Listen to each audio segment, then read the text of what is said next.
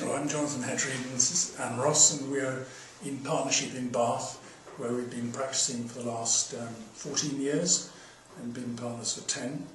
We do a lot of fairly small and medium scale work in residential, community and commercial fields.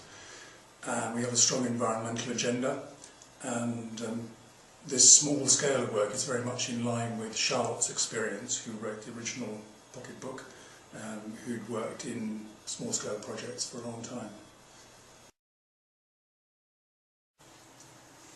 The particular value of the book, I think, is as a really reckoner, an immediate reference point for all those small but critical facts that comes across in practice, or comes across while learning to be an architect, or in fact for people in other fields of architecture and construction,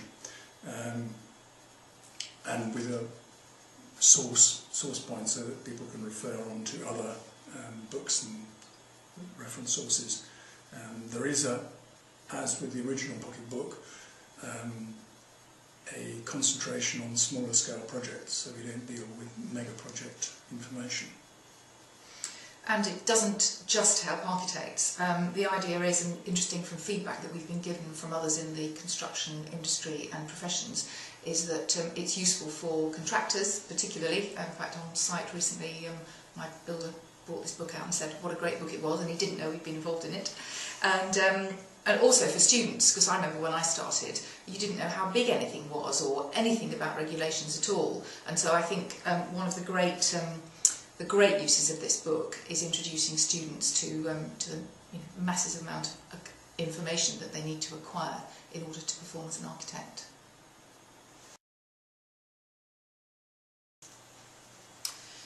In the 3 or 4 years or so, and since we edited the 3rd edition, obviously legislation has changed and materials changed, and approach to construction has changed, particularly from an environmental point of view.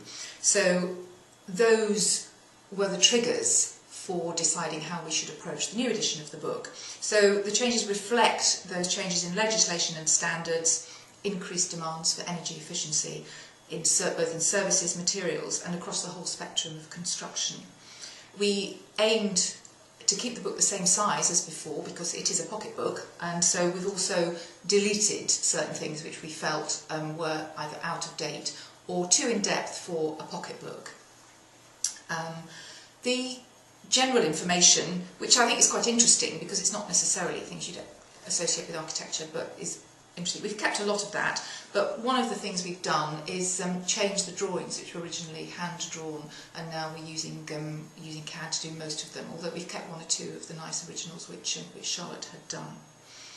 And then planning, policy and guidance, we've broadened this because planning particularly has expanded in the last few years relating to planning consents, but then beyond that we've broadened the chapter and included more on sustainability issues.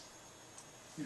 And then in chapters both on structure and on services, we've added introductory sections to each chapter which give a broader view rather than simply going straight into tables of facts and figures or a design method. And then again in the final chapters on building elements and materials, there have been the minor updates, but we've tried to make it a comprehensive revision for its time. We know that the book is bought by many students, and so for that there are, you're learning such a lot when you start off, and a few tips that we would give, having been in practice now for a long time, is that as a student one of the best things you can do is look around you, look at what you see, draw it if you can, learn to communicate with your clients, because that's one of the key issues to getting the right building. You have to listen to what they say, and you have to be able to interpret their ideas, whether it's verbally or drawing or making models. Have to be inventive these days to get work. It's quite difficult sometimes, so be more proactive and keep abreast of new materials and new technologies. Yes, I mean the whole process of architecture continues to be learning throughout one's career, so that's vital, is keeping that open mind and keeping abreast of everything as it does change. And that particularly applies in sustainability, which is a massive subject and growing all the time, and there's a risk, of course, of over complexity, as in so many other fields of architecture. So keeping it simple is a key concept, I think.